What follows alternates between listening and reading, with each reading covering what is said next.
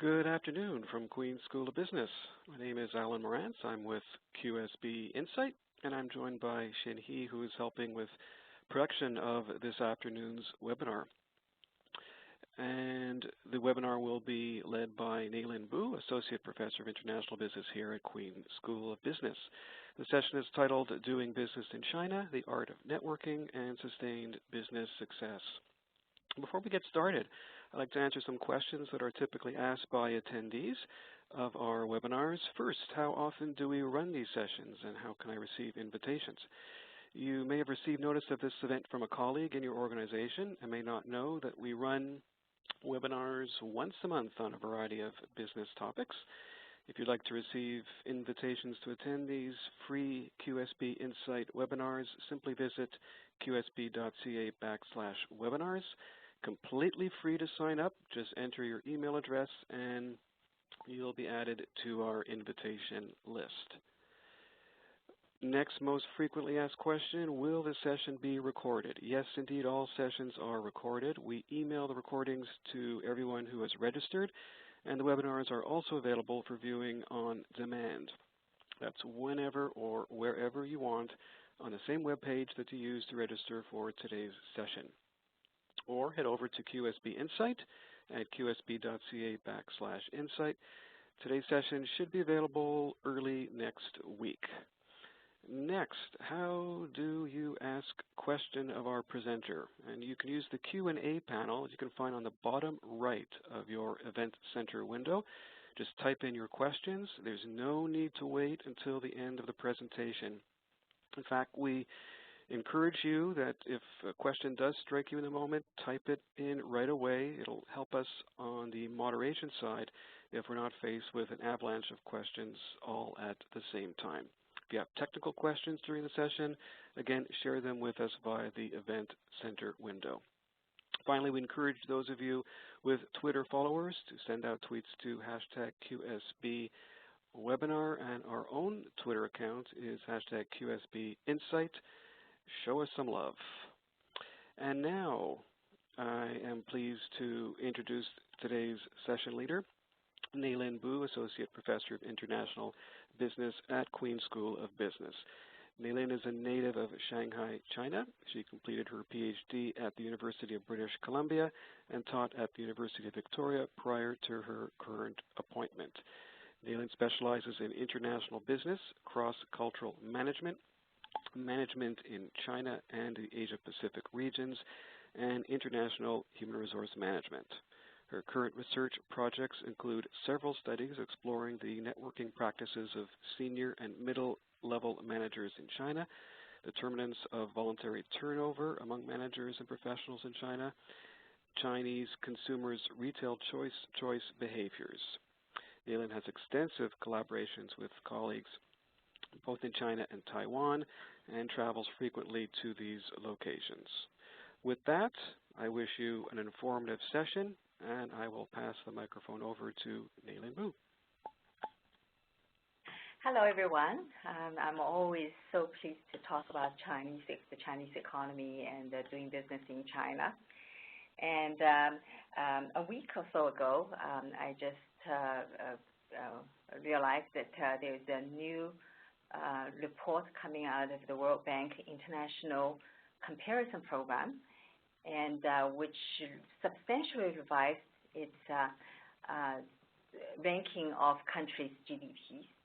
And based on this new projection, the Chinese GDP, using purchasing power parity calculation, the Chinese GDP will surpass the United States to become the #1 in the world by the end of this year. Now, this is actually quite stunning, given that only a few months ago, sorry, okay, so good. All right. Only a few months ago that I was in the classroom and telling my students that, sorry, we have a little technical thing here. Working? Okay, no, this is okay. Yeah, all right. Okay, thank you very much, Shane. Only a few months ago, I was telling my students that the China's economy will become the #1 economy in the world by the end of this decade. So this is a quite stunning change of projection by the World Bank. But get over my obsession with numbers, and I realized that for those of us who are very keen observers of the Chinese economy and travel to China very often, the might of the Chinese economy is known for some years. And really, today in this the global economy, any business intend to be a significant player in the world for the years to come, failing in China is really not an option. There's so much to talk about the Chinese economy and the Chinese business. But today our focus is actually much narrower. And we are going to focus on one very important topic, that is how to network and to build strong, long-term, sustained relationships in China. And we do so because this is really one of the key determinants of business success in China today. Now, people will say that, of course, the relationship is very important in North America and business environment as well, which is true. But I would argue that there's a great deal of differences between North America and China in terms of the critical importance of relationship and also the specific process of relationship development. And so today's session, I would first briefly discuss the critical importance, why relationship is so particularly important in China.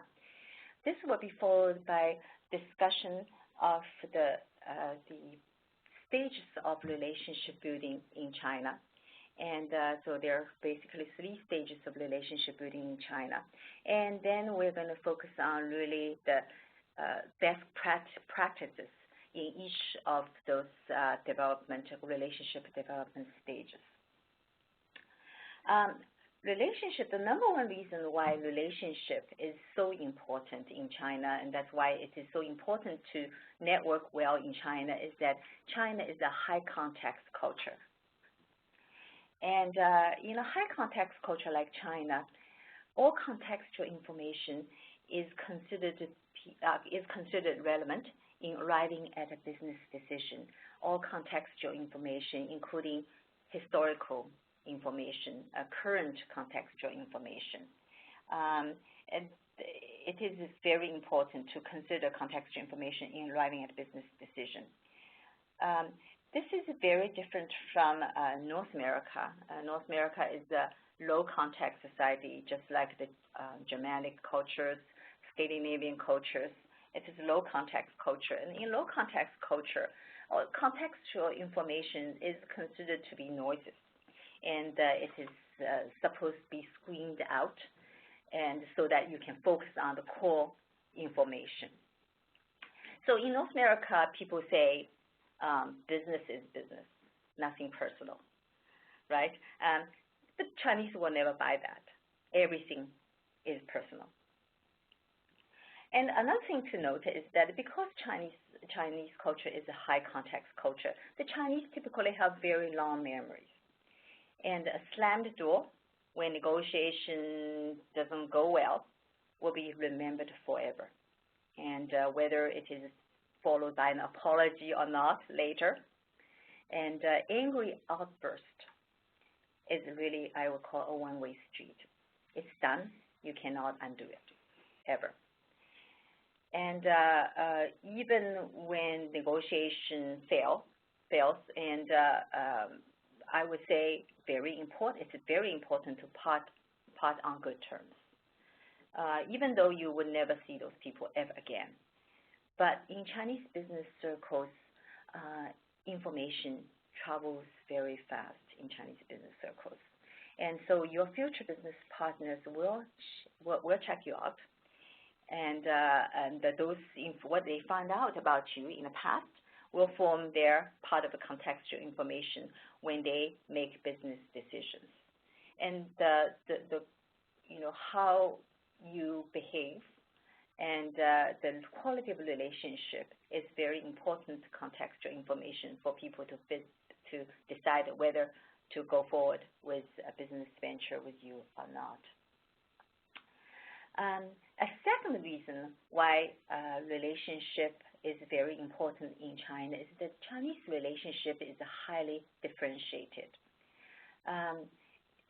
The Chinese visualize their relationship, social relationship universe as layers of concentric circles with self at the core, at the middle, and surrounded by family, and then surrounded by friends, and then the next layer is acquaintances, and then there's a vast space occupied by strangers. And the different social practices, social norms, govern relationship, interaction with somebody from other, interaction with others located in different location of those layers in this relationship universe. And your interaction with your family, you're really supposed to be devoted. And the Chinese interaction with friends, the Chinese are very loyal to their friends. Acquaintances, you're trying to be helpful. Strangers, well, strangers should be treated with indifference. You just ignore them. You might say that, of course, that's not very strange because in North America, truly relationship is differentiated too. You certainly treat family members differently from how you treat strangers. Yes, I agree. But in North America, there's at least the ideal that everybody should be treated equally, and even your enemy should be treated with benevolence. But this is a very foreign idea. When I first came to Canada, one thing right away I noticed was that when you enter into an elevator filled with strangers, in Canada, you're really supposed to nod with a smile, and sometimes you might even find it appropriate to actually discuss the weather. Now, if you do the same thing in China, people will really think you are very mad. In China, strangers should be properly ignored. So you will find a Chinese person who couldn't even bother to smile at a stranger, but yet the same person will do almost anything for a friend. So as you can see that you would want to do business with friends, not with strangers, and which is why building the relationship is really critical. Now, let's move on to specific items. Okay, let me get back here. So look at the layers. One very important to realize is that in order for you to do business with friends, you need to become friends. And so how do you do that? And you guys in business, of course, in North America, networking is really not a very strange concept. Of course, people network in North American business, and but I would say that in China, networking is harder, and you have to go over several hurdles. And one hurdle is how to move from being strangers to acquaintances. There's a thick wall there. Okay. And then there's another thick wall that is to move from being acquaintances to being friends. And so today we are going to focus on how to actually move from being strangers to acquaintances and to friends, and then maintain the friendship. So let's look at very specifically the 3 stages of business relationship development. And so first of all, look at breakdown barriers, moving from being strangers to being acquaintances. And now, how do we do that? How do we break down the barrier? Simply go over to someone and saying, "Hi, my name is Nailin Bu. How do you do?" Well, this will not get you acquainted. And in China,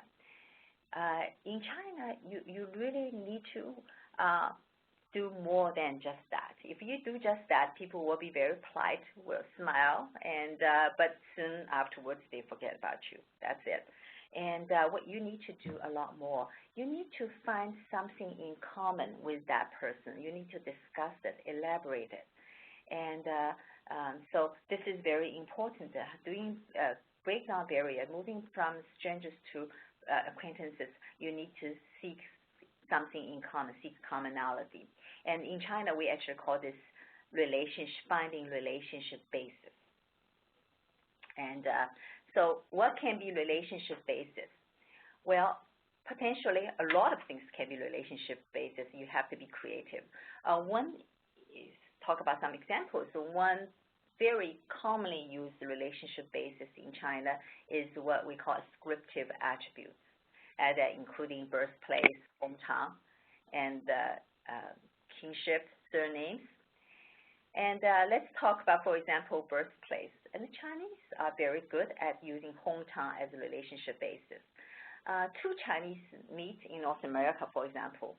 I would say 99.9% of the chances that the first thing they will ask each other is, where are you from? Which part of China are you from? Where is your hometown? And for example, I'm from Shanghai. I was born and raised in Shanghai. And when I meet somebody in Canada, if they are from Shanghai, that instantly serves as a relationship base. And I would say how wonderful that we're from the same town. And in Shanghai, so we Shanghainese, we are really the most cosmopolitan people in China. And see, those people who are not from Shanghai, they don't know anything. So we try to develop something in common between the two Shanghainese. Now, what if I meet somebody who's not from Shanghai? For example, somebody who's from Suzhou, China. Suzhou is a small town not far away from Shanghai. Would I say, oh, goodbye, too bad we're not from the same town, goodbye? No, it's not true. If I would want to establish a relationship with that person, I would try to be creative and discover something in common with that person. I would say, Suzhou, what a nice place. My father was born in Suzhou, and I visit Suzhou very often. So that established something in common. If somebody is from Nanjing, which again is a town, it's a middle-sized town, city, actually I shouldn't say a town, a city, close, not too far away from Shanghai. None of my family is from Nanjing, so I can't use my family as a common basis. So what do? I would say, how nice is to meet somebody from southern China. And we Southern Chinese just have so much in common, unlike those Northerners, they don't know anything. So that allowed me to establish something in common with that person. Now, what if I meet somebody, a Northerner from Beijing, and what do? Well, I would say how nice it is to meet somebody from big cities. Shanghai and Beijing are both very big cities, and we know what we are talking about, unlike those people from small cities. They don't know anything. So, of course, this is very flexible. I do anything to find something in common with that person to establish the fact that we have something in common, and so we serve as basis for further relationship development. Passing. Now, you might say that this may be not so relevant for you. You're not from China if you're not born in China. Well, you have to be creative. And one example I can offer is that if, say, you are born in somewhere in Ottawa or anywhere in Ontario, if you meet a Chinese person, you might get very creative in saying that I'm actually from Mark Roswell's hometown. Now, some of you might ask, who is Mark Roswell? Who is Mark Roswell? Well, actually, it's better to say I'm from Dashan's hometown. Now, you might say, who is Dashan? Well, Dashan, every Chinese knows and loves Dashan. And you might say, who is Dashan? Now, Dashan is the stage name of a man by name of Mark Roswell. Mark Roswell is a native Canadian born in Ottawa, And he is now a freelance performer in China. And he's appear on Chinese TV very frequently. And he is well known. Dashan is actually his stage name, after all, well, stage name. And he is well known for his mastery of Chinese language. And most of his performance on Chinese TV is actually in the Chinese language, which is quite extraordinary, which is why the Chinese really love him. So you can say you're from Dashan's hometown. And so many ways that you can be creative about finding commonality with Chinese. And another opportunity is to use past experience, for example, where you go to school and which company you have worked with, and to try to find something in common. These days, there are so many Chinese students who actually studied in North America, in Canada. This really may provide you with a great opportunity to find somebody who studied at same school, same university as you do. Now, if you really cannot find somebody who studied the same university you do, you may also use indirect connections. For example, her uncle and my mom are the alumni of the same university, and that counts as common experience and can be served as a relationship basis. So what I'm trying to say is that be creative. Find something in common with that person, and that will get you remembered and become the acquaintances. I should also add that in terms of descriptive attributes, kingship, birthplace, township, the hometown can be as common attributes. Surname can be common attributes as well, can be served as a relationship basis. Now, you might say, well, I don't have to get yourself one. You can always give yourself a Chinese name. And actually, it is highly recommended that you have a Chinese name when you go to do business in China. Have your Chinese name printed on business cards. And this gives you an opportunity to say, you and I share the same surname. And this is, again, considered to be a common attribute. And there's another advantage to have a Chinese name that is that makes you easy to remember. And you probably have the experience to know that some of the Chinese names are awfully difficult for you to remember. Well, the same thing for the Chinese with the English name. So give yourself a Chinese name, a nice Chinese name. Design Chinese name. So ask a Chinese friend to help you out. And a very well done Chinese name is very helpful for you to find something in common with the Chinese. Okay, now let's move on to the second stage of relationship development. That is how to cultivate relationship, cultivate friendship. And once you become acquainted with the person, that's not enough. You are only acquaintances. People will be helpful to you, but people are not necessarily loyal to you. This is not enough. You want it to be friends. And how do you do that? Now, how do you cultivate a relationship? And there are doing business in China books, and let's tell you about the do's and the don'ts of doing business in China. And this will help you believe that the Chinese are so easily offended that one small mistake, you're out. And this is really not true. And the Chinese are actually very indulgent with foreign guests. And as long as they are convinced that you are a respectful person, and you're friendly, and you have all the good intention and eager to learn about Chinese culture. And if you make small mistakes here and there because of being clumsy, people are very forgiving. And in fact, people will find you endearing because you made yourself vulnerable, and people will try to go out of their way to help you to understand certain things, to do certain things better. Now, so it is important to get the big things right so that people are convinced that you are a worthy person to be friends with. And so show your personal quality. And but how do you show your personal quality? And you need to demonstrate your personal quality by the manners in which you interact with the Chinese. Chinese, as we argued earlier, that the Chinese high context culture, Chinese culture is high contact culture, so they actually infer your personal quality by how you behave.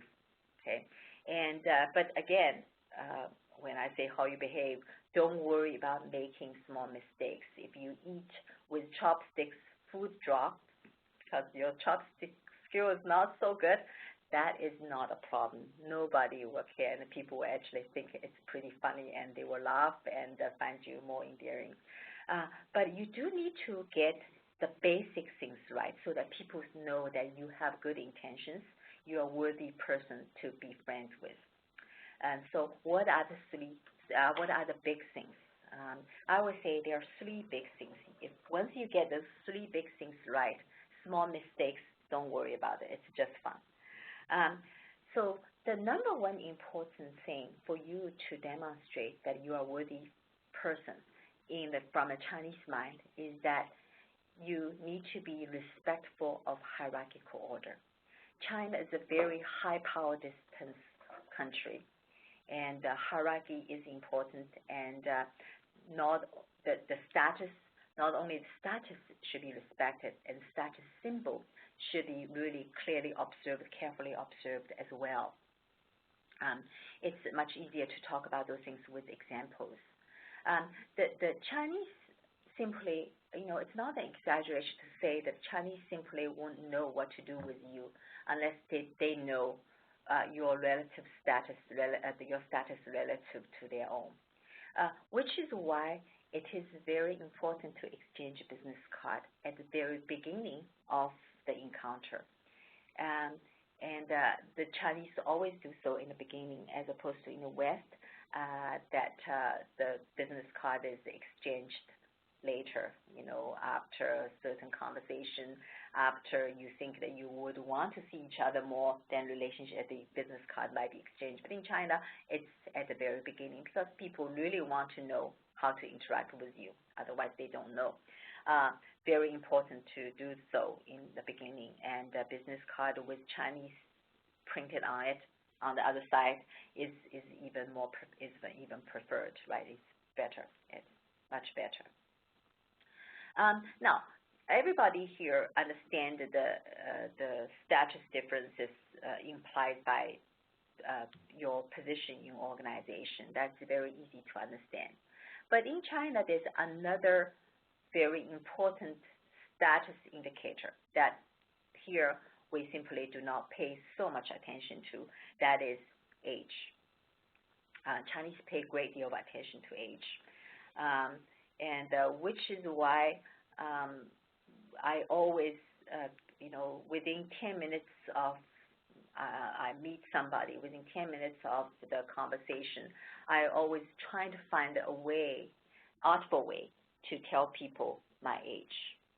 I know that in the West, age is a sensitive thing, and especially for the ladies, so we don't so much want to discuss about our age, which is something that I realize increasingly that I'm reluctant to tell my age, even in China, and even think about maybe I should lie about my age.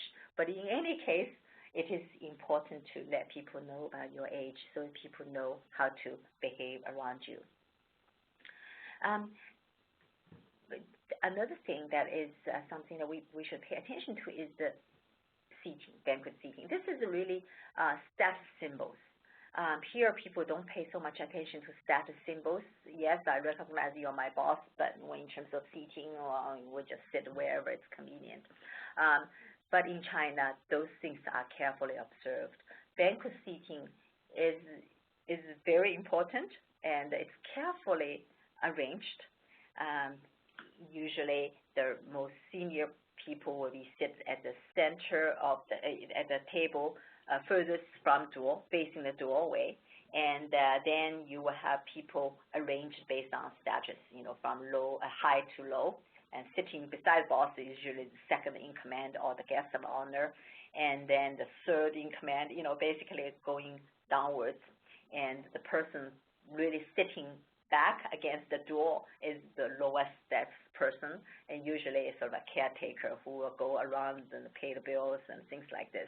And so banquet seating, don't mess with it. The Chinese are very sensitive about it. So when you are the guest to a banquet, sit where you're told to. Okay, don't try to get creative saying, okay, Jack, we were talking today early on, and we seem to have a lot in common, a lot to discuss. Let me sit beside you, start to switch seats. Well, that will really embarrass the Chinese, and don't do that. Talk to Jack some other time and sit where you are told, and that's very important. A second big relationship principle and that you need to pay attention to, other than being respectful of the hierarchy, is to be very mindful of others and make a genuine effort to look after others' comfort and feelings. And well, let's again talk about eating and dining, because if you do business in China, you know that a lot of business is done at meals and when you are eating and drinking. So let's again using an example of how you can show your effort in looking after others and take care of your friends, or desire to take care of your friends. For example, when you are eating with the Chinese, it's very important that you look around yourself and see how you can help your friends, show that you care about your friends. Now, you will see that the Chinese host will always serve you tea, trying to get you the best food, serve you first. And I think it's very important for you to show that you care for them as well, and you are not self-centered. You also worry about people around you. So very often you should somehow serve tea for people around you, okay, when their cup is empty, trying to serve them first before you serve yourself. And that is, people do pay attention to gestures like this. Also, you can attempt to serve people food. Now, usually you are probably not going to be successful at doing this, because the Chinese host will always say, no, we serve you, you are the guest, you should be comfortable, don't worry about us, but you should still gesture to do so, even though you may not be successful at doing that, and that is fine. Also, another thing that is quite different in China is that the Chinese, in the company of others, they do not drink alone. And they always propose a toast or accept a toast from others. Now, let me explain this. Now, here in North America, when you have dinner with others, business counterparts, you will have some wine, have some food, and you have some conversation. You just do this, in sequence whenever you want to do it. And so this is the flow of the conversation, flow of the dinner. But in China, any alcoholic beverage is served. When alcoholic beverage is served, you do not just drink alcoholic beverage just on your own. What you do is you always invite others to drink with you throughout the meal, and so you propose toast. So the way you propose toast is really very simple. You invite somebody. So Xin is sitting right now across from me. So what I would do is I just look at Xin and I lift my cup and I say, Xin, have this drink with me. And so establish eye contact, and she will lift her cup, and we look at each other, and I will say something like, to your health, Xin, or to our new friendship, and then we drink up. And now she may, throughout the dinner, she may toast me as well. So you should try to toast everybody at the dinner table, find a way to toast everybody at the dinner table, and everybody else will toast you as well. So do not drink unless you toast somebody or you get being toasted by somebody, being invited by others to drink. And you might say, well, God, this dinner is going to take forever doing this. And of course, it does take forever. The Chinese dinner does take forever, but this is really the whole point of drinking and dining with the Chinese, and take the time to get to know people. very important. Another very important thing at in dining with China to show that you care about others is really look after other people's feelings. Your host wants to know that you're well taken care of. So really compliment the host and the chef on the quality of the food. The Chinese are very obsessed about food. So if you show that you are simply do not like Chinese food at all, you have such disdain for Chinese food, you're done. This is really, you'll be finished. You can't, people just won't like you. Now, it doesn't mean you have to like every item on the, at the table in a Chinese dinner, but ignore the things that you don't like and do enjoy the things you like, and say to people how much you enjoy the meal. Like all the old civilization, the Chinese are truly obsessed about food, and they're very proud of the culinary accomplishments of the Chinese culture. So do compliment the food, and also to demonstrate your fondness for Chinese food in general. And if you're really into food like me, you really discuss food, talk about the regional cuisine differences in China, and that will earn you a lot of brownie points because, as I said, the Chinese are fascinated and obsessed with food. Okay.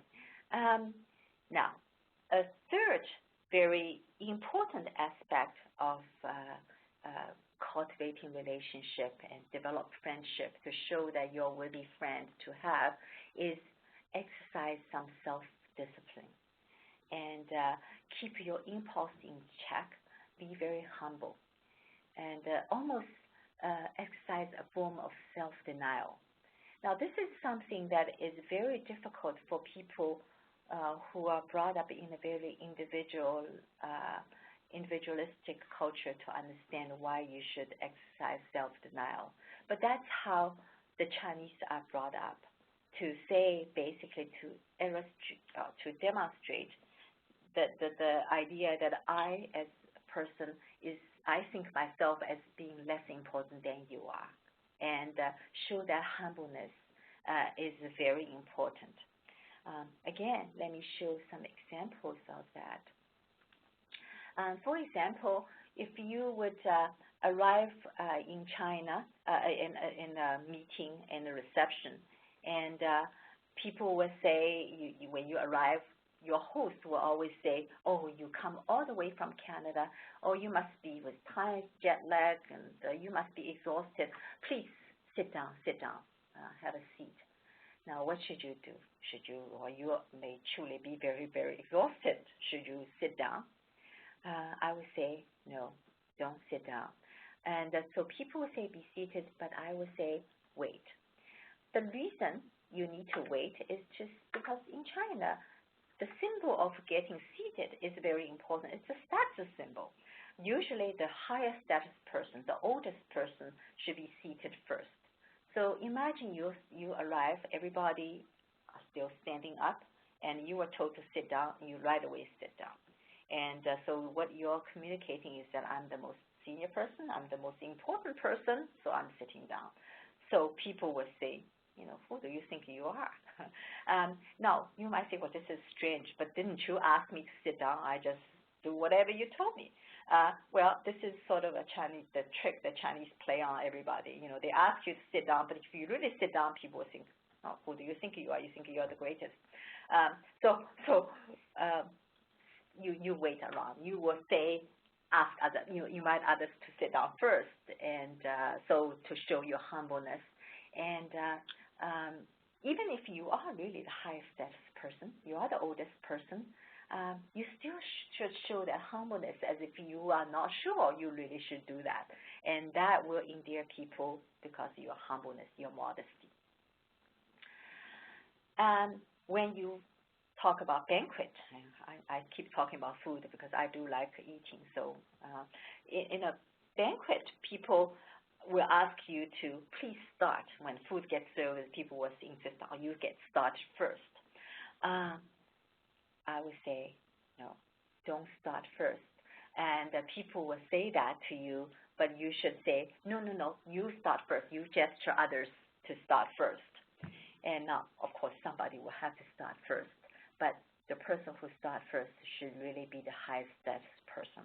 And if you are the guest of honor, you are considered to be highest status person. You should actually eventually start first.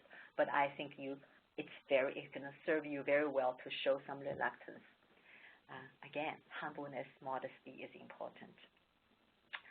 Another thing that if you observe in China, and you will find that it takes forever for two Chinese to go through a hallway, a doorway. And so the reason is that the two Chinese will say, after you. No, after you. And no, after you. No, please, after you. So it will take the two Chinese people forever to cross that doorway. And you watch that, you will find that the case. And this is something that you also need to remember, that if the Chinese say, no, after you, you will say, no, after you. Don't just cross the doorway thinking that, indicating that you're the most important person. Now, somebody do have to go first eventually, but the Chinese like to do several rounds of it, and so that jam the whole doorway and cause traffic jam, doesn't matter. This is how things are done in China. So forget about small things, small mistakes, food flying because you use chopsticks, and that's not important. Important thing is to get the three big things right, to be respectful of hierarchy, to be mindful of others, to take care of others, and to exercise self-discipline. Then you will show that you are really a high-quality person worthy of being a friend of a Chinese person. Okay, now once you become friends, then of course it is very important for you to maintain that friendship, trying to deepen that friendship, right? And so even to the point, some will be very ambitious, saying, I can remember the circle, family is at the core. I want my friendship to be so close that it almost resembles a family-like relationship. And if you're really ambitious, you can shoot for that, and that certain friends do become family-like friends. That will be the highest order friendship. This will be wonderful. Now, how do we maintain and deepen friendship? Again, there are three key practices, and just coincidences, or everything is three, but there are three key practices that we need to remember. One is reliability. Do become a constant presence in your friend's life. Okay, once you become friends, be a constant presence in your friend's life. Remember the holidays, the Chinese holidays, Chinese New Year. Remember if their kids get married, the birthdays, do keep it up with cards, messages to the friends. And so don't be someone who will show up and somebody will hear from you only when you have something you want to ask for. Yeah, if you need something from somebody. And that will not maintain the friendship, or friendship will start to deteriorate. So be a constant presence in your friend's life, very important. So even till today, whenever I go to China and Shanghai, this does cause a bit of problem with schedule, because every time I go to Shanghai, my friends, I have to make the phone calls. Even if I don't have time to see them, every time I will make a phone call to make sure that I said I make that phone call. And this is very important, because people do get offended, once or twice. I got so busy with my family, I forgot to call some friends, and they found out I was in China, didn't call, and that was really bad. And so I really make a very conscious effort to make it up, because this is really bad. A second very important principle or important practice in maintaining friendship is reciprocity in China. This is very important. People tend to think about right away gifts. Friends give you a gift, you return, and that's important, but that's material things. I think it's more important also to look at some more subtle gestures. For example, reciprocate how your friends host you. When you visit China, how do they host you? Not to just focus on things, what they gave you, how many meals they invite you to, but look at the details. For example, at meals, who is also at the table? What are the ranks of people are also at the table when you were visiting China? When your Chinese business partner visits you, you should reciprocate not in terms of the meals itself, but also the ranks of people who are going to be part of the hosting party with the friends, because Chinese pay attention to ranks. And another thing that people tend to forget is how Chinese behave when you were there. For example, remember how the Chinese say goodbye to you. If for those of you who visit China, and I don't know if you recall, if you don't, next time you go to China, pay attention. How do they say goodbye to you? Do they just say, okay, goodbye, nice seeing you, hope you visit again? Or do they, in their office, or do they walk you out of their office? Where do they walk you to? Do they walk you right to the elevator? Do they ride the elevator down to you, to the ground floor with you? And do they wait when you get into the car? They wait till your car disappear, and they wave at you when the car drove away. Those are very important gestures. In Canada, goodbye is goodbye, bye, I'm busy, I'm getting back to my work. If the Chinese walk you to your car, wave goodbye when the car leaves, do exactly the same. This is what I call reciprocity, not just things you give, the banquet you throw, the golf game you host. That's substantial things, but the subtle things are very important to remember as well. And another thing about reciprocity is that don't ask for favors until the moment is right. And because if your friendship is not at that level yet, if you ask for a big favor, and you will cause that person to say no to you. Now, all Chinese hate to say no. And if you made them say no, you know what Chinese will do?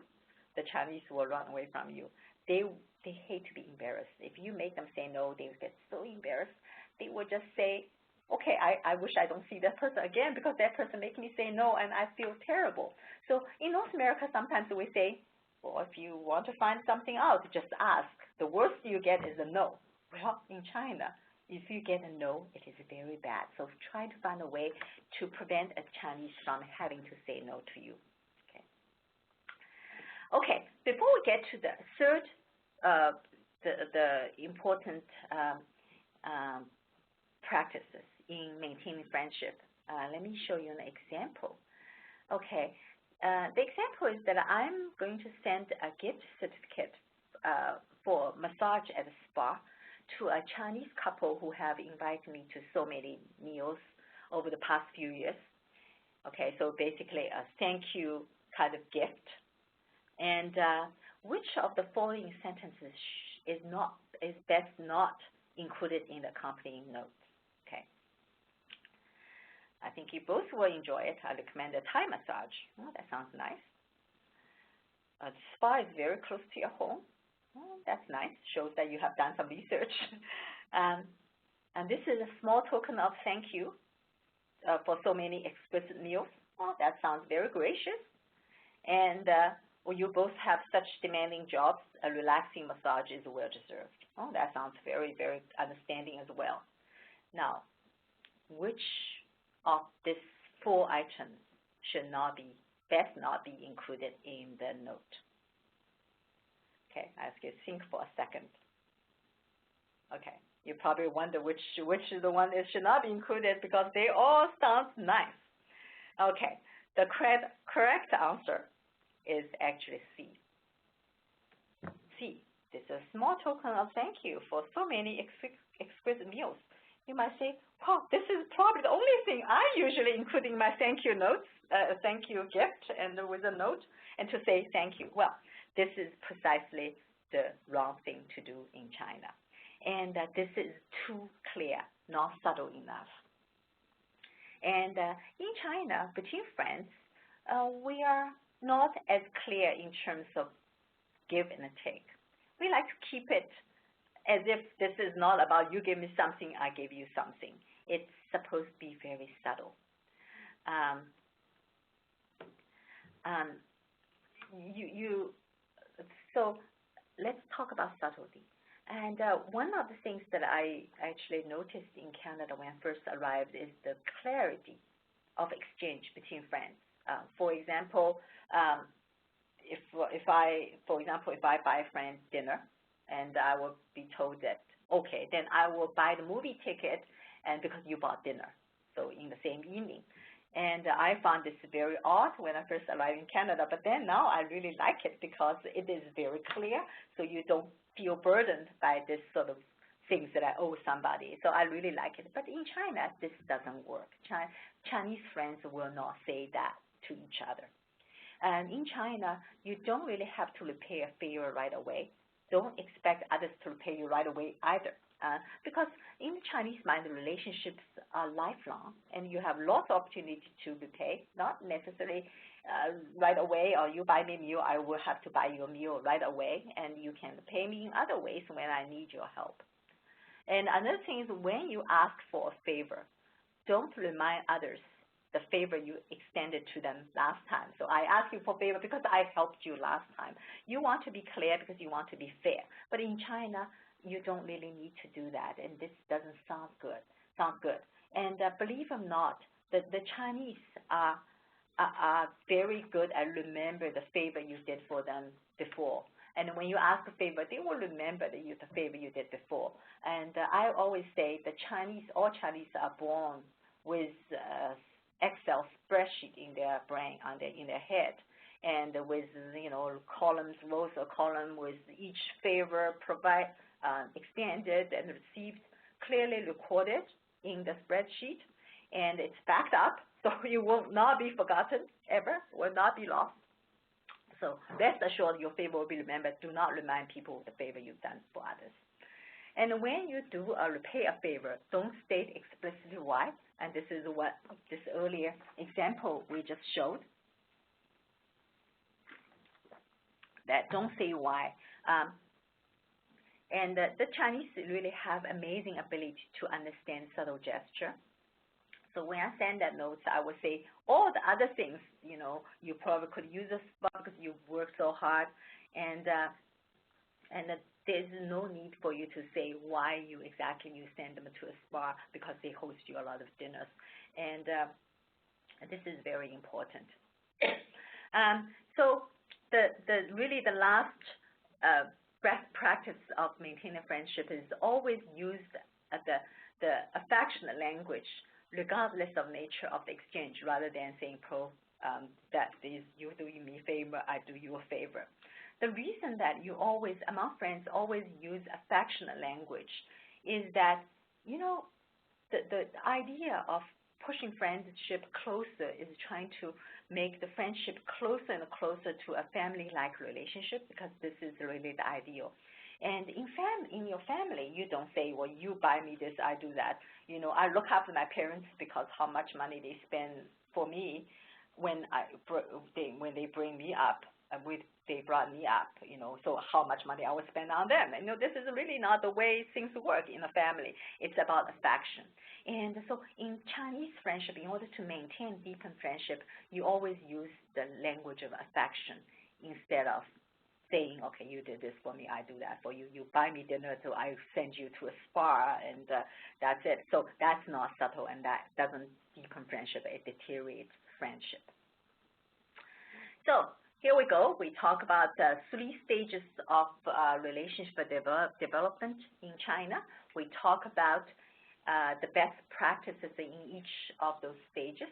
And so hopefully this is something that's useful to you. And let's see what we have some questions.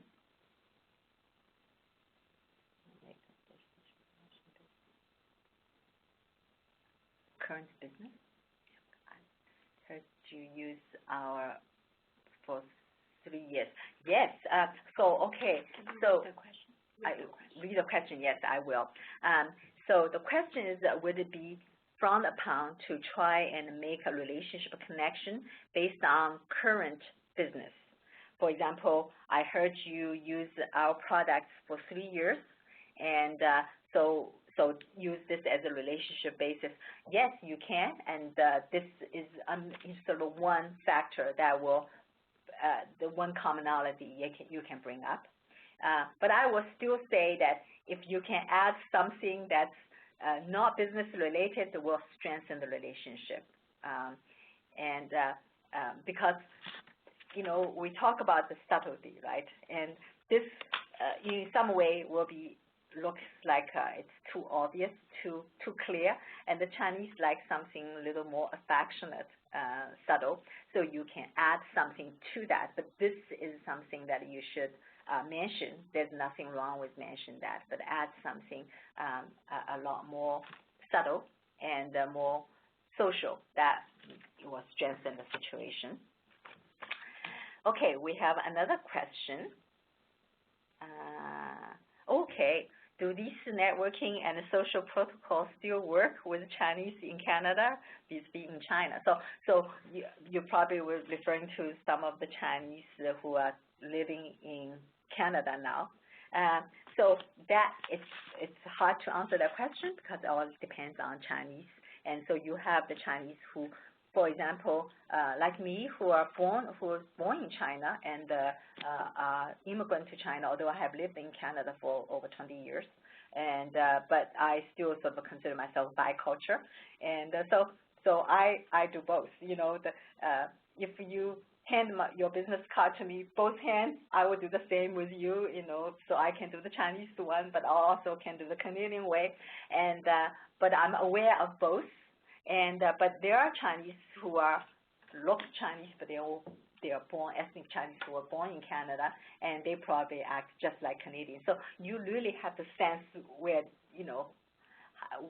which culture they identify most. So you've got to do some tests. For example, if you hand them business cards, if you use both hands, and this can hurt. And but slowly you will get a sense that whether they are more acculturalized by Canadian culture or they more remain Chinese culture. So it is hard to say. It depends on who you are talking about. Should you not accept a gift without trying to avoid it first? Well, it depends on situation, but most of situation now these days, in terms of business encounters, gift giving is a ritual. And I have even in situations where there's a group of Chinese coming to our university, and we receive the students, and the head of delegation told me ahead of time which occasion they would like to present us a gift, Queen's University a gift, And so this is their way to say that this is ceremony, you better get a gift ready for us, and so that it will look good. And that's very nice of them, because that gets us prepared. And also I wanted to make sure that the person who gives the gift and the person from outside who receives the gift is about the same rank. And so this can be arranged ahead of time. And in this kind of situation, you have an agreement. You don't want to sort of say, oh, I don't want to accept the gift. You do it, you accept, and you give a gift back in return. That is very nice to do. And now in a more private setting, when somebody, for example, want to buy you a dinner, and of course you should try to say, no, let me pay the bill, and that is different. It's not ceremonial. It's not a gift as ceremony. Then you should say avoid it. Or even you accept it, you would say you shouldn't have done that. And this is sort of a Chinese way of doing that, even though you know that if somebody wants you to host a dinner, there's no way they won't pay the bill. They will pay the bill. So it is good to say something humble about, you shouldn't do that. But in a gift as ceremony, then you should accept it and also give a gift in return. That would be the right practice with the Chinese delegate. Do you have more social? If Chinese visiting Canada, do you have the same social expectation? So the question is, if Chinese visiting Canada, Do you have the same social expectation? Okay, so I get this. I sort of think that the question is that when Chinese are visiting Canada, are they supposed to follow the Canadian norm? And supposed to, when you visit China, you should follow the Canadian norm, right? I think that might be the question. If that's the case, I would say that the Chinese visit Canada, of course they study the Canadian norm, and they will also follow the Canadian. Okay, so follow the Canadian norm, and the Chinese will study Canadian norm, and so you almost have to meet halfway. So as a gesture of goodwill, you trying to follow the Chinese social practices and to indicate that you are aware of the Chinese culture. And of course, they should also be aware of the Canadian culture and follow the Canadian norm. So you basically are doing in the halfway, meet halfway. But I also, get this question quite often. Really, how much do we have to follow the Chinese culture, and to how much, they should really follow the Canadian culture? I always say two things. One is that the Chinese probably have done a lot to trying to follow our culture. For example, probably the conversation, the language of conversation is in English. So they have to take the trouble to learn English. And so they have to come a long way to actually trying to, comply to our culture. And another thing is that if you are really trying to get the Chinese to buy your product, you probably should really go a long way to cater to the Chinese culture. So if you are trying to do business, it doesn't matter who should do what. The more you do, the better it is in terms of make the Chinese comfortable. So I just was told by Xing that we run out of time. That's too bad. I can see there are lots of questions, and this is so lovely, and it's a lot of fun. And too bad we run out of time. And I want to thank you to your participation, and this has been fun. So 谢谢。